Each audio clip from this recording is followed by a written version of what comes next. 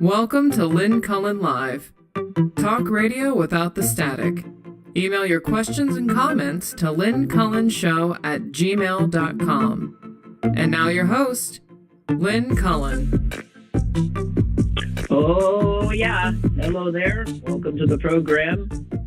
It'd be January 24, 2023. And my sister Susan should be joining us. Hello? Hi, I always love hearing that little bit of anxiety about whether I've shown up or not. I know. Because even using the word should be. Yes, I know. And given I don't know, how long have we been doing this? Like decades at this point? How many times have I forgotten? I have forgotten like maybe once. Oh, maybe once.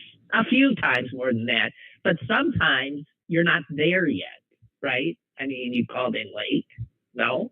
Yeah, sometimes I'm having difficulties. Anyway, okay, so I will stop. I will say with great authority. And well, I wouldn't do that. I'm getting older and forgetful. And Susan here. Yeah. And where is here? You're in Chicago now, but you're playing. I am, but I am leaving. I will hang up with you, and I will throw my suitcases together. And I've already moved my car so that I can pack it easier, and then we're off. Dogs in the dining room complaining because I'm doing this first. Because he can't wait to get to Green Bay. But you don't have weather concerns. There's not any. Well, not here. The sun is shining here. Okay, good. Glad to hear it. Okay, enough. We'll move right on. But I did drive in that. I left Pittsburgh in driving rain. Yes, I know that, but it didn't last long because it cleared as you. Well, because I was driving like a bat out of hell. Yeah, no, I wasn't actually, but okay, this is boring. Go ahead. It's boring. Okay, and what I want to get into initially is maddening and absurd, and part of me says I shouldn't even bother, but I have to. I am so fixed. Did you happen to see the statement put out by the M&Ms? The M&Ms retiring the M&M. Tucker Carlson absolutely got rid of our M&Ms candy people, which, as a sidebar, I'd just like to say have irritated the crap out of me for years, but I don't care about that. Yeah. Who irritates you more? A talking M&M? Tucker Carlson. Yeah, right. Exactly. Here's my rant. And for those who didn't see what the corporate guys did, they put out this statement at the bottom of which are all these little characters who've all been demoted now. I never had a problem with them. I thought they were cute. And they say, I'm not going to read it all. It's just maddening. America, let's talk. In the last year, we've made some changes to our beloved spokes candies. We definitely didn't think it would break the internet. But now we get it. Even a candy's shoes can be polarizing. Now, right there, can you imagine being the head of a multi-gazillion dollar this is who owns M&M? It's Mars Wrigley. Mars Wrigley. Who in turn I think is owned by somebody else. I'm not sure. Well, isn't that the way it always is? Who knew that Mars and Wrigley were now right? Here? Yeah, but that's what's going on, and you'd think we get M&M flavored chewing gum out of it, but no. Yeah, exactly, but no. Even a candy's shoes can be polarizing. Now, and just to be clear who's doing it, it's Tucker Carlson. It's the crazy right wing that is doing it. And they're doing it Not really. He's doing it just to. There's no way that this is something that he really. This is just a performance thing that he thought, hey, I can do something with the fact that all of a sudden, what set him off, as it turns out, is that all of a sudden, one of the M&Ms, I believe it's the green M&M, who used to wear heels, started wearing flats. That's what set him off. Well, and the other one is the other female character. They lowered her heels, and then they added an overweight purple LGBTQ. Who could tell that he was overweight? I don't know. Aren't all of them the same? They all look the same to me, except for the colors. They're round. And that a corporation would actually allow this idiot to make them scrap an entire unlike you, Susan, I suspect most people sort of got a kick out of the little M&M. Well, yeah, okay. I always thought they were weird. They sort of, were like cannibals watching it. I mean, the whole thing was. Oh, I think they're sort of. It doesn't matter. It doesn't matter. Listen, they're getting so much free publicity out of this, and Maya Rudolph is getting a nice bump in her salary now because she's got a new job. Well, she's everywhere. So they've gone with Maya Rudolph as their spokesperson, and I have to tell you, this almost makes me, and I should let them know. I buy M&Ms every once in a while, and because of your corporate cowardice, I'm done. So let them see there's a that this is a no thing. There will be, and there'll be a bring back the M&M candy characters campaign, and it'll all work. Lynn, it'll all work out. I'm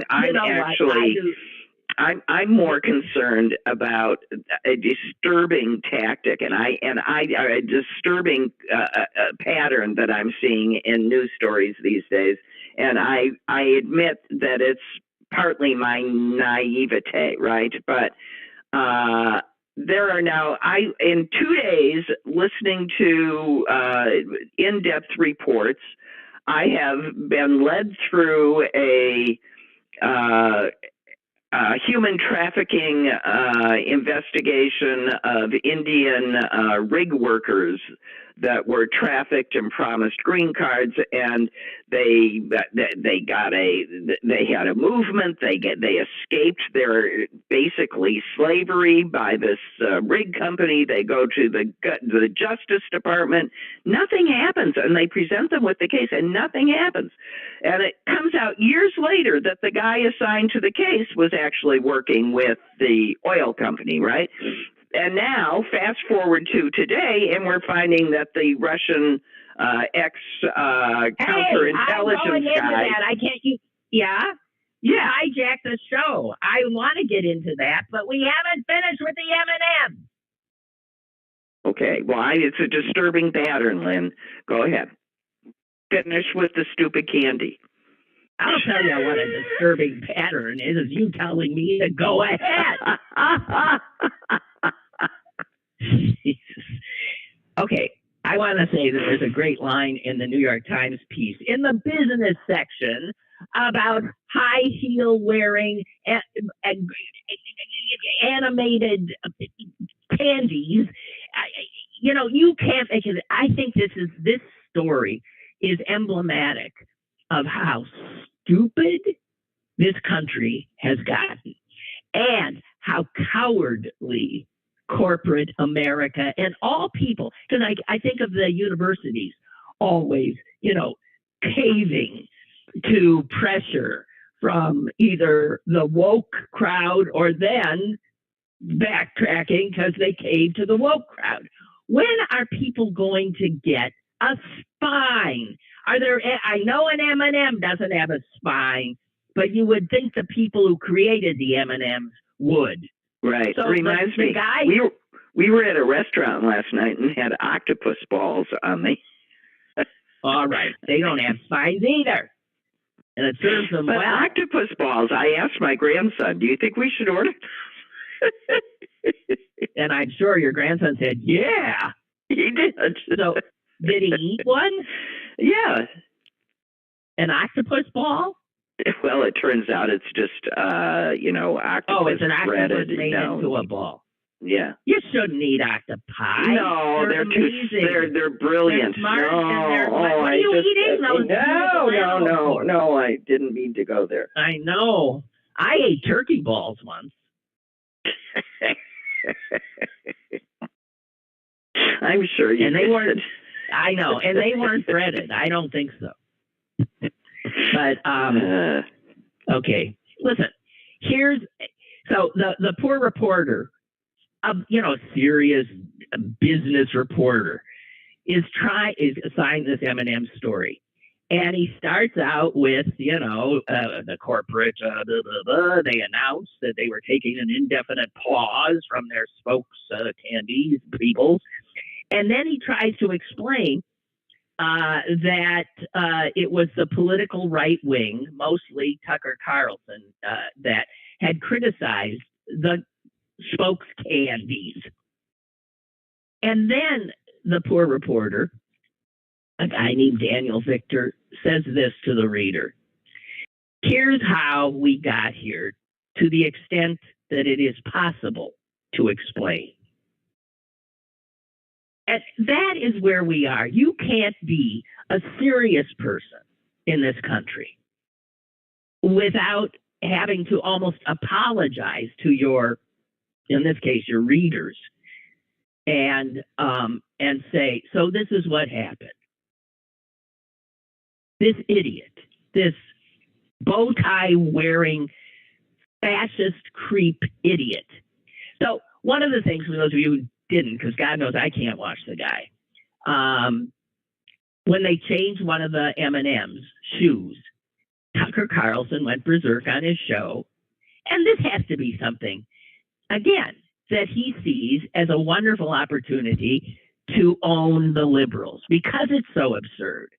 And then liberals respond, and he gets lots of press. But that the corporate entity involved would fall for it and about face and change an entire ad campaign that I suspect a lot of Americans like is mind-blowing to me. But Tucker Carlson said, M&Ms will not be satisfied until every last cartoon character is deeply unappealing and totally androgynous. So what he was trying to say is an M&M that had clearly been meant to be a sexy woman with high heels had been brought down. And he later went on to say that he was not in any way attracted anymore to her. Now, obviously, this is nuts. And he's playing it. And he's playing, and corporate America reacts seriously. Well, let's just think for a moment about Tucker Carlson masturbating to M&Ms. Yeah, exactly. How much did their sales decline as a result? Next to I can't believe. But if corporate America and university administrations want to show constantly they have no spine, then they can get battered from the right, and then we'll batter them from the left, and they won't know which way to turn. I hate this culture. I hate it. I had to get it off my chest. I'm sorry. Okay. Do you feel better now? Okay. No, I don't. Nice. And now, what you were bringing up, so the guy who headed the counterintelligence office for the FBI in New York City, turns out was getting paid and by some Albanian. Was on the payroll of, yeah. And Russian oligarch, who's tight with Putin. The Russian oligarch, by the way, I saw, was also, guess who also helped this Russian oligarch? Oh, what's his name? Paul Manafort. Yeah, that's who I was. Manafort. I was picturing him. Of course who he did. Actually, yeah, right. So this is. That's what Manafort did for a living. That's why he was in trouble for being an unregistered foreign agent. Yeah, right. But here's a guy supposed to be securing the United States from unregistered foreign agents. Oh, and I think he was also involved in clearing the Trump administration of any Russian involvement in the, in the Mueller report. Yeah. Well, he was in charge. I mean, yeah. Here's what I want to say. So it's the same thing. You okay? Sorry. He is the one. He had a role. This is from the Times piece on it. He had a role in the investigation into Russian interference in the 2016 election led by Robert Mueller. So while he's doing that and clearing, by the way, the Trump administration, right? Yeah, nothing to see here. Nothing to see here. Okay, I want to see. So the New York Times reported that the Mueller report had said that there is, quote, no link between Trump and Russia that is determined. That was printed in the New York Times 1 week before Donald Trump was elected president.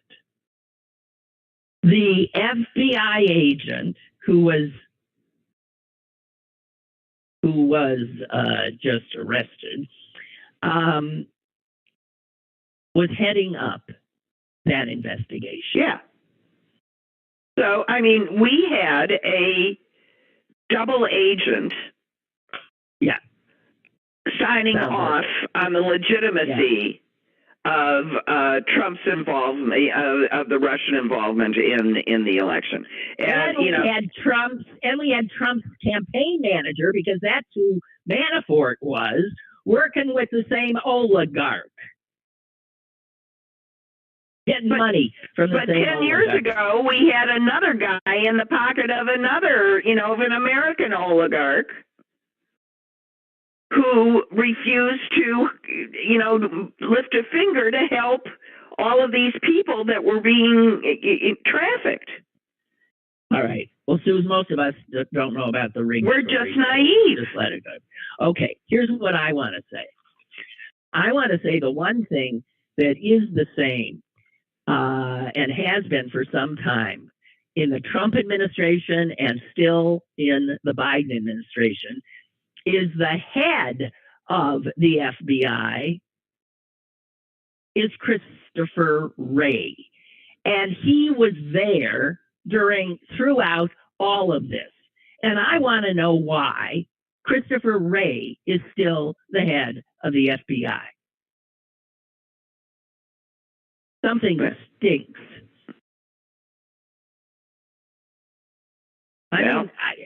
Really? Yes, they certainly aren't doing a very good, they aren't doing a very good job of policing themselves. And asking the questions of themselves that, people like me don't ask, because we assume that they're keeping the foxes out of the hen house, as it were, and they aren't.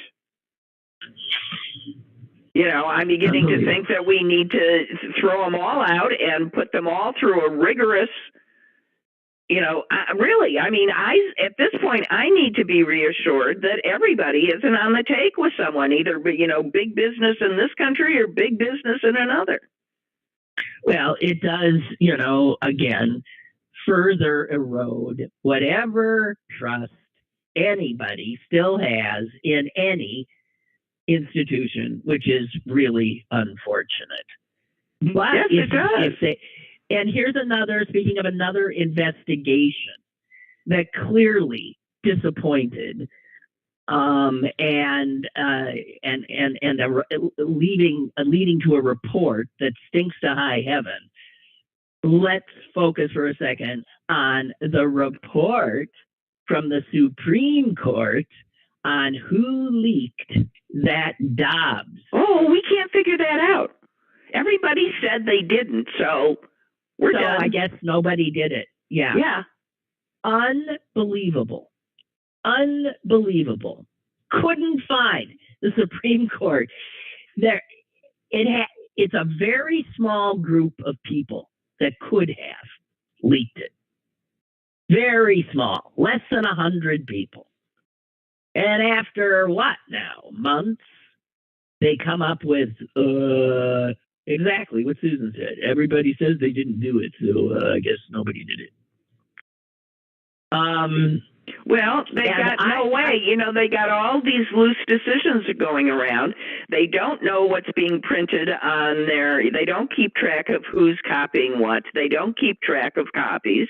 It's like, why does Biden have documents going back to Senate years? It's pure carelessness. And someone in the system that wants to do harm, that knows how careless everybody is, knows what they can get away with. I don't doubt they couldn't figure out who it was, because each and every one of them had the means and the opportunity to do it. And unless you figure out, something else. The person they had doing this investigation had never done an investigation in her life. She was also essentially a subservient to the justices, certainly, who are these demigods in robes, and she did not subject them to the same kind of questioning that all the law clerks and everybody else who works there who had access went through. So Justice Alito, who has already done this once, Right. Yeah. So, listen, I have little doubt that it was one of the justices. I mean, it was Alito in all likelihood, because somebody had pointed out that law clerks are extremely ambitious people, or they wouldn't be law clerks at the Supreme Court level. And as such, they are not huge risk takers, because you don't want to blow up what's going to be an extraordinary career, including perhaps getting a seat on the bench itself, by leaking a document for no particular reason. So it makes much more sense that it was a justice that did it.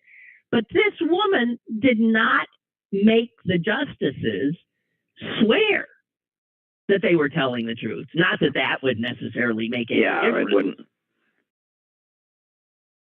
It's unbelievable. And I got to tell you, John Roberts, who always seems to, he has no control of this court, is zero. And his tenure will go down in history as the one that sullied the court. It has an approval rating of like 3%. I don't know. Nobody trusts the court. And it happened because of the politicization of the court by Republicans. Yep. And the only thing that's sort of heartwarming about all of this is that the Republican Party is now cannibalizing itself, and we'll get to see how far that goes. There was a big report about Butler County in Pennsylvania and how. Yeah. But Susan, they're cannibalizing themselves, but they're in control of the Supreme Court. They're in control of the House of Representatives. And in 2 years, they could well be in control of the U.S. Senate. Yeah, so I don't know what it's like that when Republicans cannibalize themselves and show America that they are unfit for governance, and in many cases are criminals, in a ton of cases, absolute liars and dishonorable humans. They keep power. They keep power, which shows how broken everything is. Anyway, speaking of the Supreme Court, at the Sundance Festival, Yes. There was a surprise documentary that was shown earlier this week, and it's called what's it called? It's called Justice, and it's by a guy who's a filmmaker. In fact, he directed the Bourne Identity. Isn't that interesting? It's his first documentary. And he also directed Swingers, which I don't know. But he put together a documentary following up on all the tips that the, again, FBI received about Brett Kavanaugh and his sexual assaults on women. And you'll recall that the FBI was charged with looking into this, right? Yep. And there again. And at the time, there were people saying they aren't following up. They weren't. They literally did not. And that was because the White House called them off. So here's the FBI kowtowing to the White House. I mean, it's corrupt. And that would have been Christopher Wray, I think. Yes, it would have been Christopher Wray. Well, the problem with this is that Biden probably won't get rid of Wray because he wants to show that the White House is not in control of the FBI, and and therefore he shouldn't interfere. Do you understand how playing by the rules works to our detriment? Well, the FBI is also in the crosshairs of the lunatic right wing that controls the House. They're going after the FBI as well. Yeah, the FBI is in for some very uncomfortable days, and I really and we shouldn't forget that they did arrest this guy. I mean, the oligarch bribe taker, counter agent. Yeah, they did. He is arrested. Yeah. So I mean, it's not a totally corrupted institution, but it's apparently somewhat corrupted. And also we know that the Secret Service is somewhat corrupted. And in a lawless time, when you even have a major political party that is a lawless party, not to have law enforcement clearly on the side of the law and enforcing it is a very frightening reality. Anyway, White House that's just we. Can I point out that's just we white folks feeling like what a bunch of people of color have felt forever? Well, that you could say to almost anything now. Anytime a white person like me goes nuts about abuses of power or anything, black people must say, "Oh." Oh, now you see it.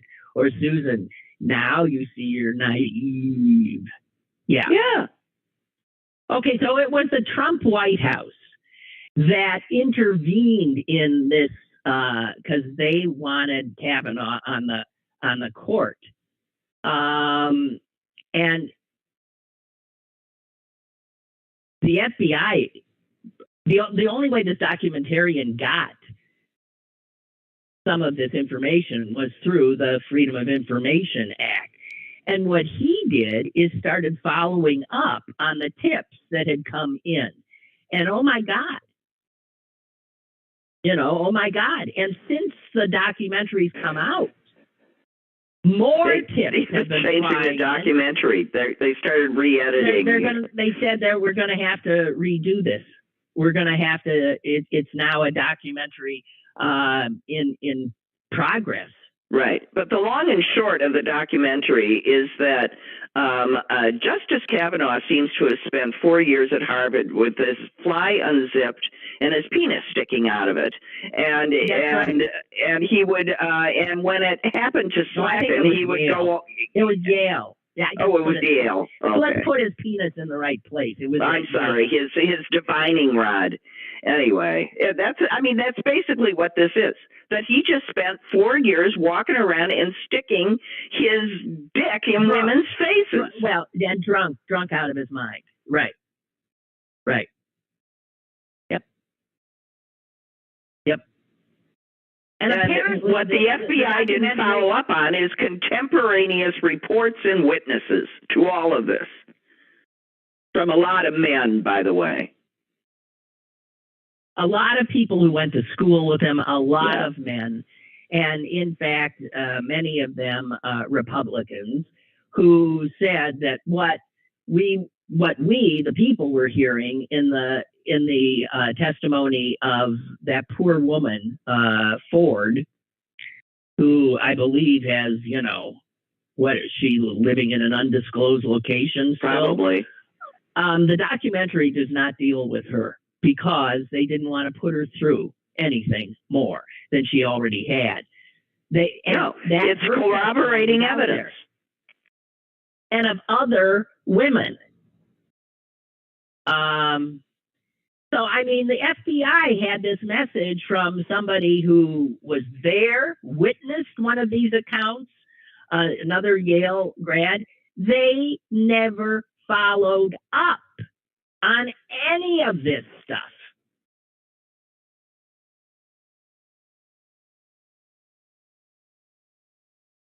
So the filmmakers did. Yeah. Justice.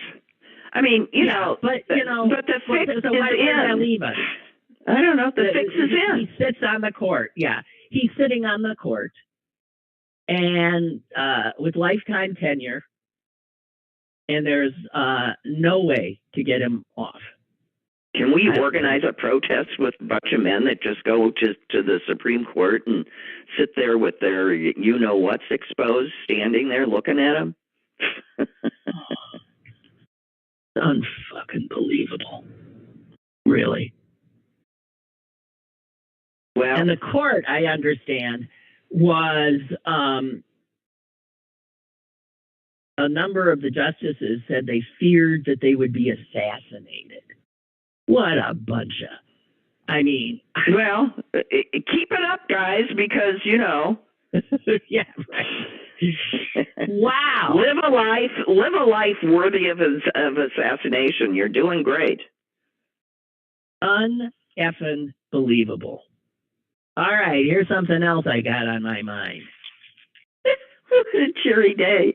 The sun is shining. I can't help it. It is not here. It is not shining here. The sun will come out tomorrow. No, I don't think it's expected to. I don't think Alec Baldwin should be charged. No, I don't either. I think that's some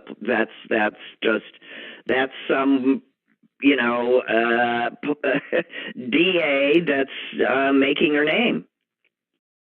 No, I don't think he should either. And it's the fact that it's involuntary manslaughter already means that she accepts the fact they had no intention to do this. So there's no intent. And therefore, I got to look to the circumstances. And if he's in a Western scene with someone, who is responsible for making that gun not be able to kill somebody, and he's practicing, I don't have I know. It doesn't make any sense. It is not the actor. The actor. There's actually a job. There is a job in the movie industry. The armorer. The armorer has been charged too, and that shouldn't be. That makes sense. The armorer. Yes, no, I'm saying, and I don't think that should be involuntary. I think that should be voluntary because if they had live rounds on set, then it was foreseeable that someone would get hurt. Why? Okay, it brings up a million questions. One, why would there ever be live rounds? But it has to be obviously checked. And also another person. But Alec Baldwin, give me a break. He was handed the gun. He's not a gun expert. He's not a whatever. it's Yeah, well, I mean, aside from the fact that they're going to torture him, I cannot see a jury convicting. I just can't. no, I would agree, but no, it's not. Justice ain't served by that. It makes zero sense. no, it's Zero. Somebody's trying to make it clear that justice is blind, and even Alec Baldwin gets charged if doesn't. But she's wrong. I think she's wrong. And I don't, Well, hopefully the jury, I mean, that's why we have this system. Hopefully the jury will tell her loud and clear, you're wrong. Okay, speaking of guns, see how one thing has led to another? Yeah, I know. I know. Like we're just deep into the well. I started with candy. I started with M&M's. But enraged. You were enraged by candy. As any red-blooded American would have been. Anyway. God dang it. So, I think the common theme is men and what turns them on and are all having to deal with the consequences.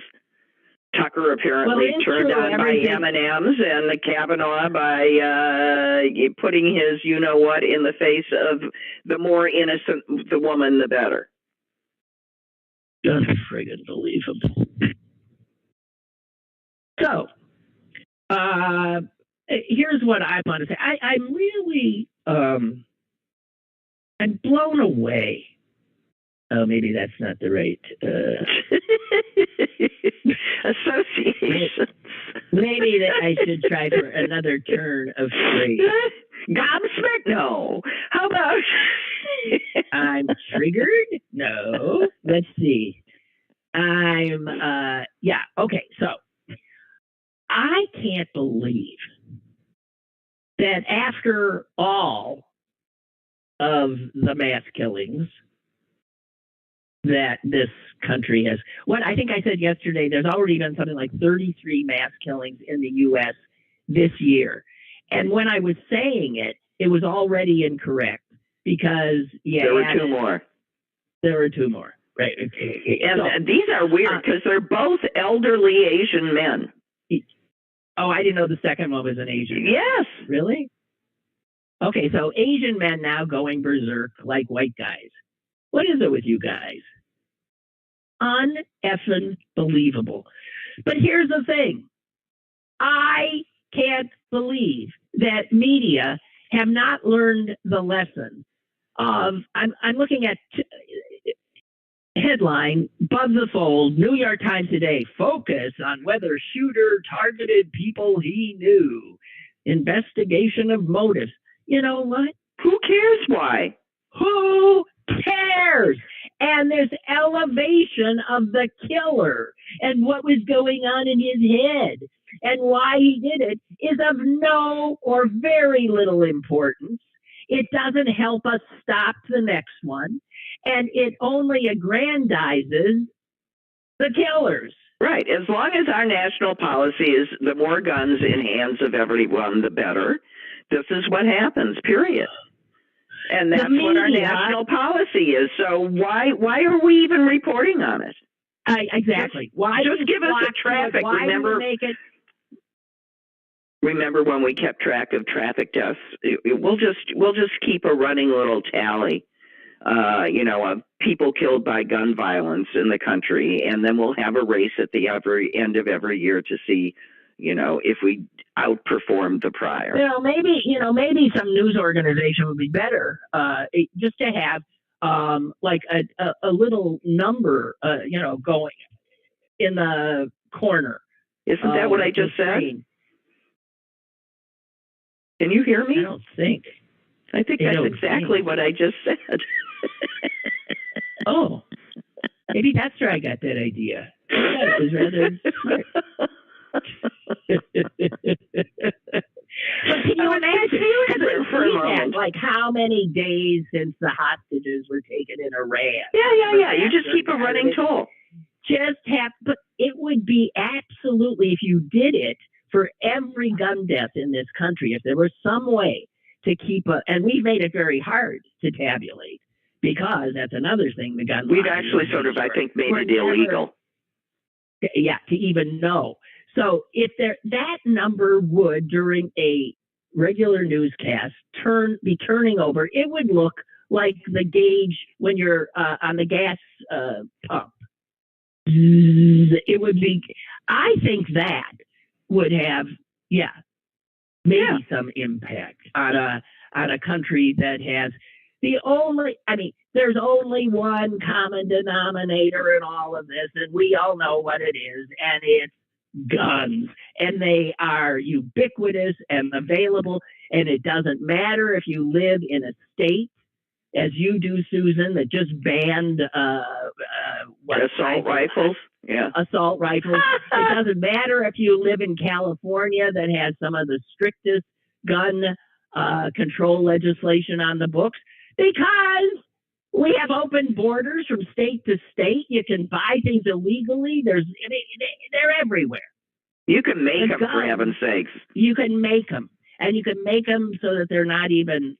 Yeah, you make them on a 3D machine. And now that I've seen one work, of course you can. You could just type in the recipe, and out it comes. Somebody had, I thought, a good suggestion, and that is, how about a different tactic? How about we make, if we're going to try to find a way to have some laws that might have an impact, how about, I know, because you can buy guns in almost any state. You don't have to prove that you're proficient in the use of a gun. You don't have to have a permit to carry it. You just, whatever you want, you can have it. What about if instead we make it a law that anyone who's got a gun has to carry liability insurance? Sort of like with a car, right? Yeah. Okay, so you cannot have a gun unless you have liability insurance. That's all. That's what I'm suggesting. Yeah, and there will be plenty, let's just shoot down the argument, saying, because immediately what they're going to say is, well, sure, all the law-abiding people will get it, and all the non-law-abiding people won't. Right. And I'll say, that's fine, that's how cars work, too. The law-abiding people have insurance, and then you insure, actually, against all of the people that we know for a fact won't do what they're supposed to do. It doesn't stop us from doing the right thing. We just account for the people that we know won't. And by the way, in the time that we were speaking, 2 students have been killed at a Des Moines charter school. No, that happened yesterday. That happened yesterday. Okay. Although I'm sure, Susan, somewhere there, right. No, I mean, there's no doubt that while we were speaking, somebody died by a gun. Yeah, there's somebody, but more than one. I mean, there's no doubt about it. They're right now. Somebody just died, and I was saying that yesterday that on these graphs that they try to make showing how insane this country is in terms of the gun violence, with other supposedly civilized, industrialized, wealthy nations of the world. The graph, you can't even do the graph because all the other nations are like sort of in a little ball, let's say in the bottom left corner of your piece of paper on the graph. They're all stuck there on the bottom. And the U.S., you have to make this thing like is way up in the upper right-hand corner. I mean, we are so far. There's nothing like us. We are exceptional. Oh, yes. We are exceptional. So, one other story that's I found of some interest, and I don't see it reported on much, is one of my favorite people in the world has been in court last week and this week as well. He's on the stand, I think, probably now, and that is Elon Musk. Having to account for his tweets? Yeah. So Elon Musk is being sued by a bunch of people who owned Tesla stock and who acted on one of his stupid, crazy, lying tweets. He tweeted, let me find, here it is, 2018, August 7th. And considering taking Tesla private at $420, funding secured. Well, people think, whoa, and they move their stock or they buy more or they sell, whatever it is they do. He roiled the market of his own stock. It's illegal. No, and that's already been proven. The Security and Exchange Commission already fined him a big, heavy fine for that tweet. Not that when you're the richest person in the world, that matters. You know, these people get fined left, right, and center. When rich people do crimes, they never do time. They just get fined, which doesn't even... Unless you're Martha Stewart. Martha Stewart had to go to prison. Yeah, okay. But look at Donald Trump. He's been being found guilty left, right, and center of things. All he has to do is pay money. About $1 million here, $1 million there. They don't miss it. No problem. So Musk is in court. God, I hope he loses this case. And what will that mean? He's going to lose more money. He'd have to pay back some of the... Yeah, but he doesn't have as much as he used to. Yeah, I know he doesn't, and that's all because of his stupidity and his lack of control. And I just saw another tweet from him yesterday or the day before, and I got to share this with you. He is a dangerous, crazy man. You find it. Here it is. This tweet. I had major side effects from my second booster shot. Felt like I was dying for several days. Hopefully no permanent damage, but I don't know.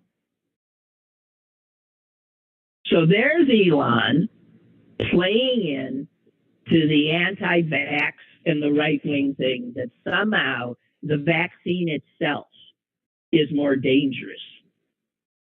Don't you actually think, excuse me, men that have a normal level of pain tolerance, but in my experience, a man with a cold is akin to a woman with cancer.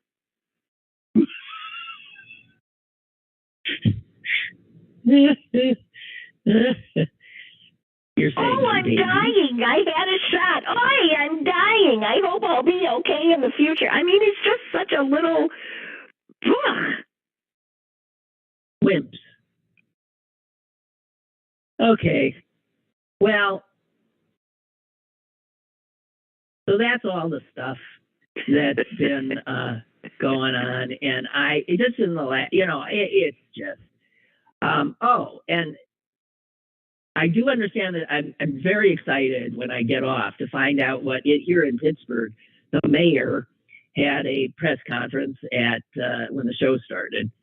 And he was going to, I think, the suspicion is, talk about how to get the behemoth sons of bitches like UPMC, our huge monopolistic healthcare provider, to pay up. They own half the real estate in town. They're built, and they pay nothing. It should just be illegal. It's every mayor has said they'll go after them. Not a one has had any success, and I'm sure our current mayor, will also probably not. But it is so outrageous that. Well, they just got to pass a rule that says they aren't tax exempt anymore. When these not-for-profits, when our legislatures are owned by the corporation. Well, exactly, but when corrupted. When universities started, they weren't in the real estate business. And when when these corporations started, they were in whatever business they started with. And then when they became what they became, they started gobbling things up and used and hid behind there. But I'm just a member of the community that's here for your own good, and therefore you shouldn't tax me. Once you go into business separate from your business that inures to your benefit, sorry. That's taxable. That's why every time, for example, Washington University comes to me and asks me for money, I ask them, are you paying taxes on all that real estate, all those apartments that you took off the books in University City? Because until you pay taxes, I agree. You won't get any money from me. Any money either. No. Because the taxpayers are carrying on their backs right all these universities and hospitals, and they're bleeding your schools dry, and it's just beyond belief. They are bleeding the universities, and they're the biggest culprits. They own the hospitals too. The universities are stealing the public education money of their future students. I mean, what sense does that make? Why do we lack the political will to, as a school district, to stop agreeing to this? And so in TIFs and stuff, they're saying, no, we don't agree to give up our share. You're going to have to at least pay your school taxes. Sorry. And that's all you have to do. All you have to do when you make the development agreement is to say, you must pay property taxes. You can account for the rest of the stuff any other way, but the property taxes you have to pay. Well, you know, and another tactic, which I've noted before, is one that was used in Boston. Boston has had a lot more success. As you want universities and hospitals, I mean, man, they're, they got a ton of them too, and they're being bled dry. And so someone there got the political guts to use what ammo they had already, what leverage they had. And you know what that leverage is? Building permits. Right.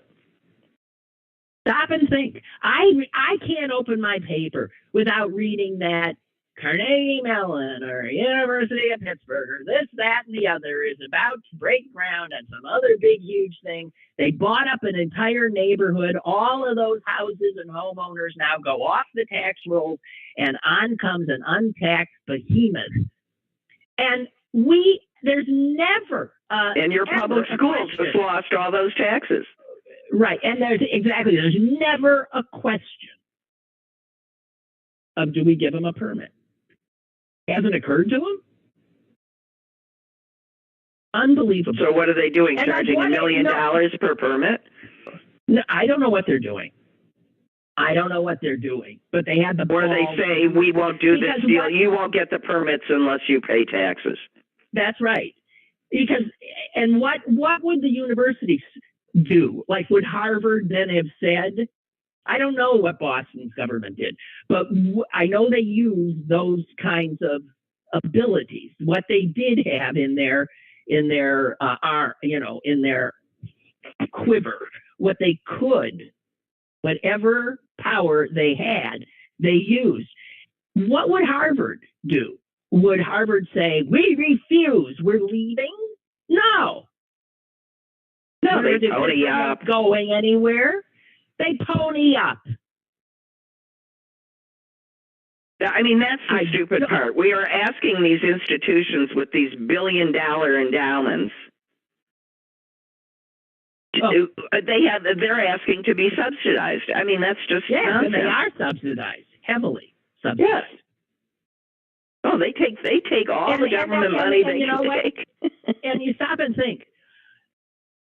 The taxpayers of Pittsburgh.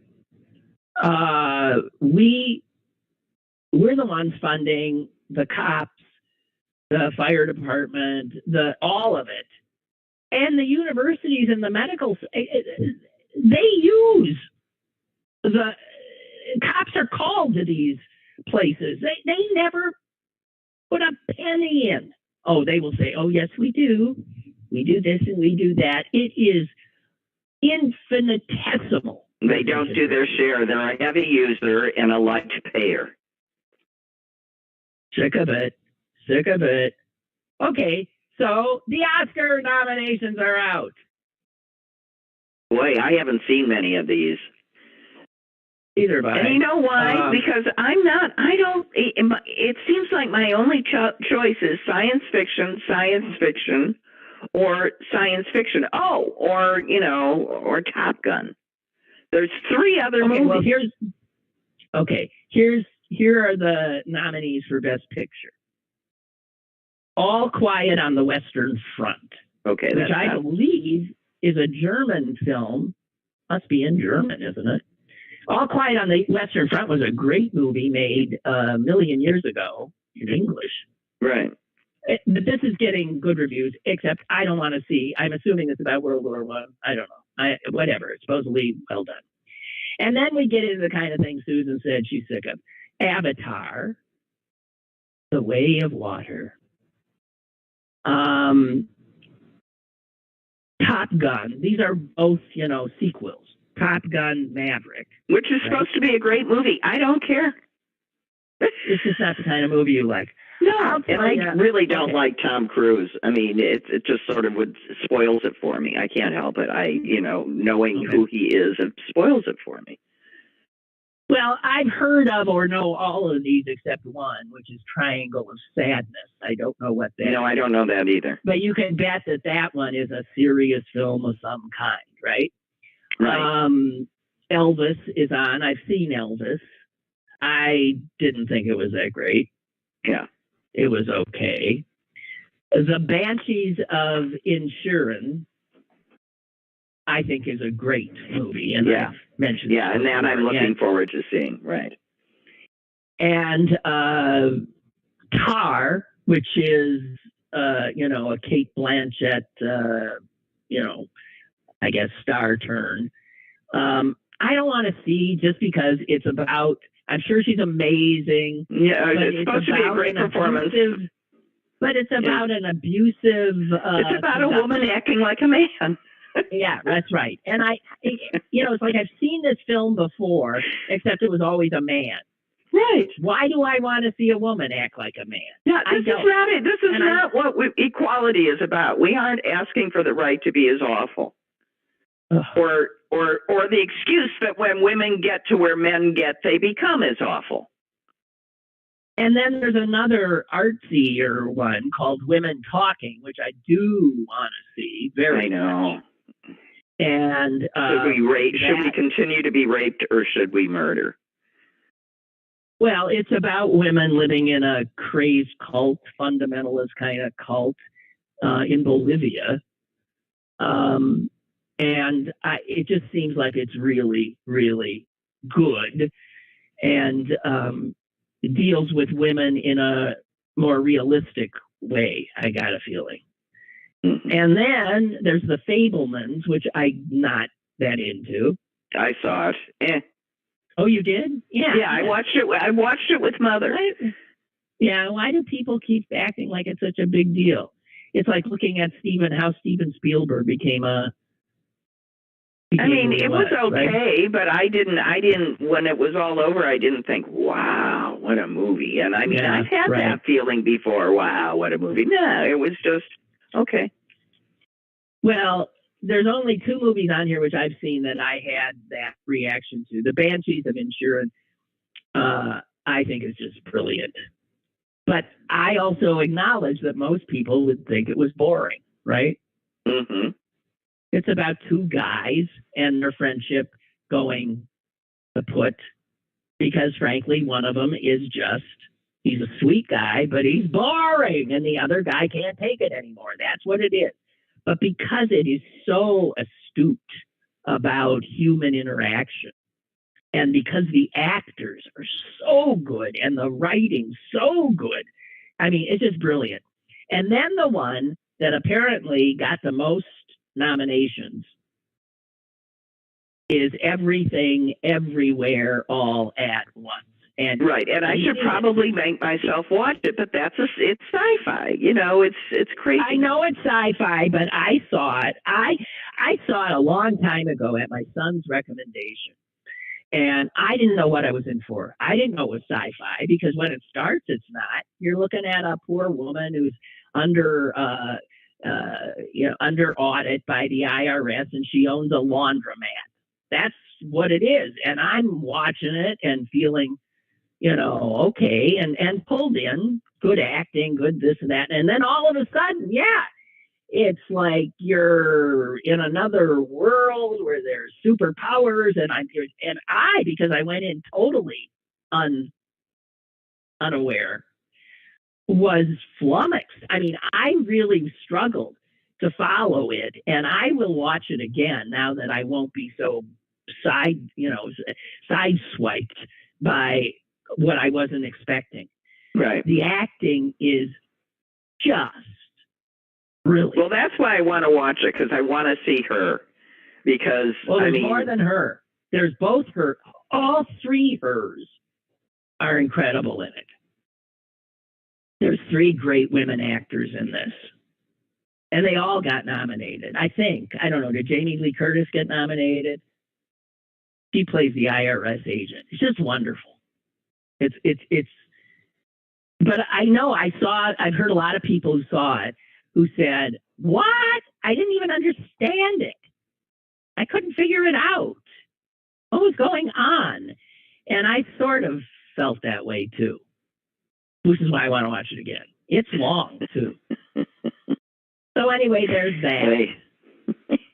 It all sounds like work. Why does it? I mean, the movies used to just be fun, and now I feel like I have to psych myself up. Right. That's why you watch comforting old movies that tell stories. Yeah. Even bad old movies. And I've often said to myself, as I watch some bad old movie, you wouldn't watch this if it were made today. And I don't know why. That's true, but there's something comforting about these old. Well, you know what was interesting?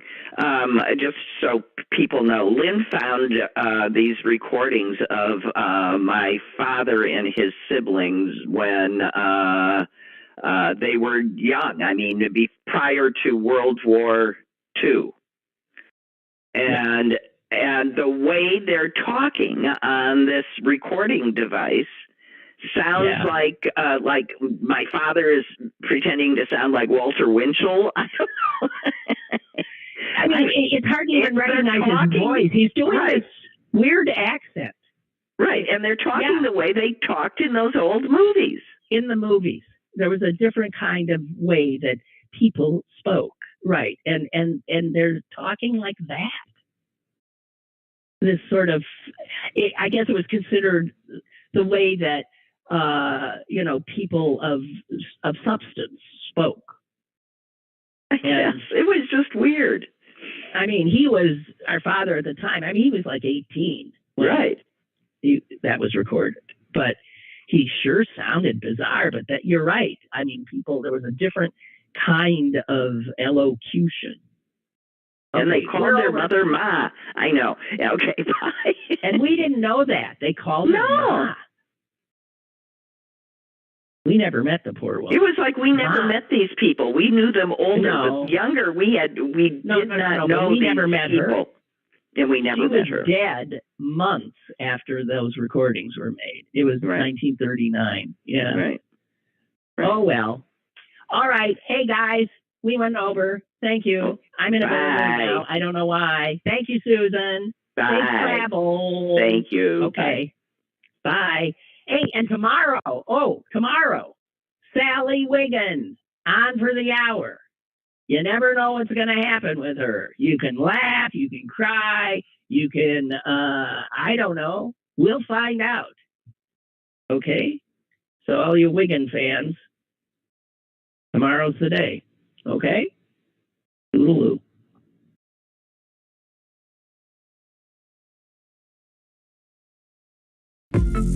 Lynn Cullen Live. Monday through Thursday from 10 a.m. to 11 a.m. and archived at pghcitypaper.com. The opinions expressed on Lynn Cullen Live are those of the host and do not necessarily reflect the viewpoints of Pittsburgh City Paper or its advertisers.